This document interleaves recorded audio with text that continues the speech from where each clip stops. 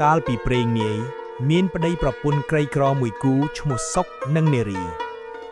ពួកគេរស់នៅយ៉ាងលំបាកក្នុងខ្ទមតូចមួយក្បែរជើងភ្នំដោយកាប់អស់លក់ជាប្រចាំថ្ងៃមួយសុកបានសម្រេចចិត្តដើរចូលទៅក្នុងព្រៃជ្រៅជាងរាល់ដងដើម្បីរកឈើល្អៗមកធ្វើអស់សម្រែកសត្វបក្សីនិងសត្វព្រៃបន្លឺឡើងពេញព្រៃព្រឹក្សាដើរទៅគាត់ក៏បានប្រទះឃើញដើមជ្រៃដ៏ធំអស្ចារ្យមួយដើមដែលមានមេឃធាងត្រសងបាំងមេឃសុកក៏រៀបចំលើកពូថៃដើម្បីកាប់យកឈើនោះរំពេកនោះកណ្ដុះសមួយក្បាលដែលមានរូបរាងប្លែកពីធម្មតាបានចេញមកខាត់គាត់វាគឺជាស្ដេចកណ្ដុះដែលមានអំណាចលើសត្វកណ្ដុះទាំងពួងក្នុងព្រៃនេះស្ដេចកណ្ដុះនិយាយថាសូមលោកកំកាប់ផ្ទះយើងអីយើងនឹងផ្ដល់ទ្រព្យសម្បត្តិឲ្យលោកជាការតបស្នងសុកក៏យល់ព្រមតាមការសន្យានោះភ្លាមស្ដេចកណ្ដុះក៏បានបញ្ជាឲ្យបរិវារកណ្ដុះរបស់ខ្លួនជញ្ជូនមាសប្រាក់យ៉ាងច្រើនសន្ធឹកសន្ធាប់មកឲ្យសុកមានការភ្ញាក់ផ្អើលនិងសប្បាយរីករាយជាខ្លាំងដោយសេចក្តីត្រេកអរជាពន់ពេកសុកក៏បានរែកមាសប្រាក់ទាំងនោះត្រឡប់ទៅផ្ទះវិញគាត់គិតក្នុងចិត្តថាភរិយារបស់គាត់នឹងសប្បាយចិត្តយ៉ាងណា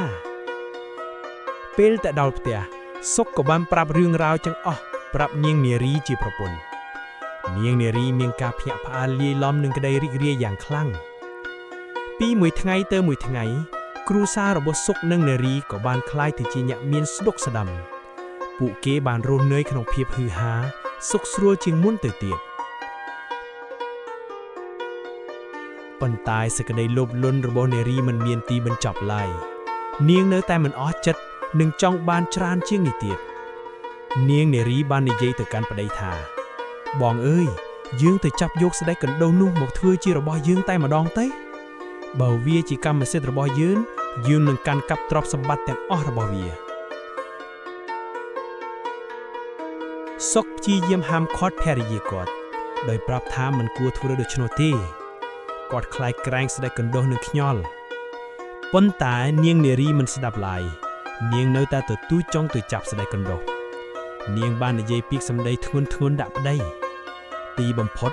សុកក៏សម្រេចចិត្តតាមភរិយាពួកគេទាំងពីរនាក់ក៏បាននាំគ្នាដើរចូលទៅក្នុងព្រៃជ្រៅម្ដងទៀតលើកនេះពួកគេទៅដោយបំណងអាក្រក់មិនមែនទៅដោយក្តីស្មោះត្រង់ដូចមុនឡើយនៅពេលពួកគេទៅដល់ដើមជ្រៃដ៏ធំនោះទីដែលពួកគេធ្លាប់ទទួលបានមាសប្រាក់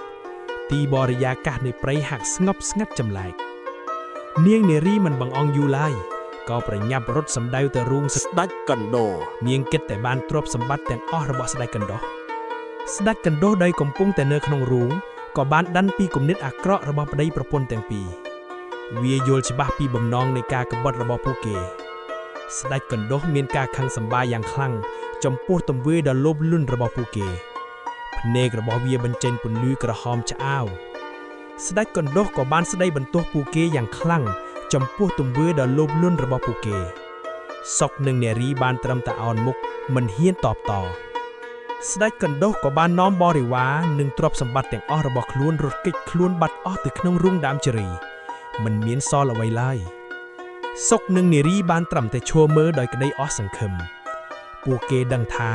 ខ្លួនបានបាត់បង់ឱកាសដ៏ធំមួយដោយក្តីស្ដាយត្រឡប់ជាពន់ពេកពួកគេក៏នាំគ្នាដើរត្រឡប់ទៅផ្ទះវិញ